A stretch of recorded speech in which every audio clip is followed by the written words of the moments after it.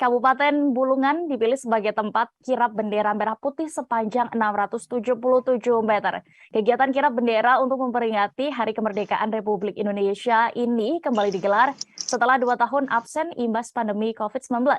Saat ini kami sudah terhubung dengan reporter dari Tribun Kaltara, ada rekan Georgie Santara Silalahi yang akan menginformasikan bagaimana situasi saat kirap tadi, Tribuners. Silakan rekan Georgie.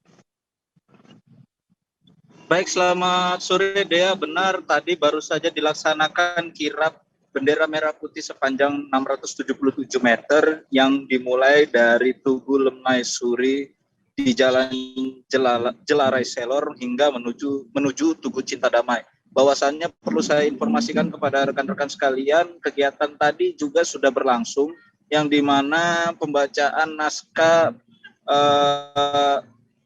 perjanjian bersama-sama untuk di mana di Kalimantan Utara mengedepankan sebuah semangat toleransi baik agama, ras, suku, dan budaya yang ada di Kabupaten Bulungan.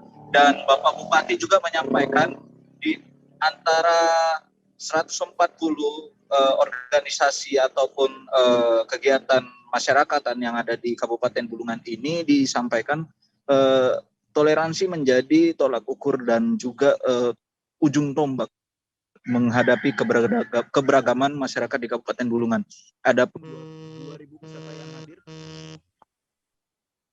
Adapun 2.000 peserta yang hadir bahwasannya menyampaikan antusiasnya karena kegiatan ini sebelumnya di 2 tahun lalu sudah dilaksanakan di Kota Tarakan, Provinsi Kalimantan Utara dengan bentangan bendera sekitar 500 meter, dan ini adalah 677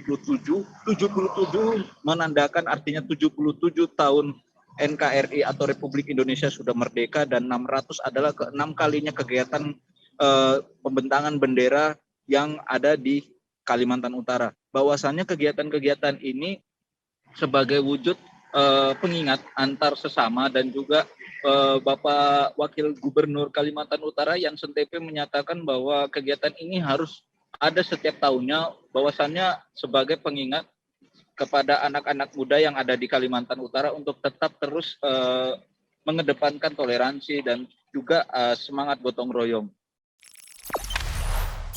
Jangan lupa subscribe, share, komen, dan like ya!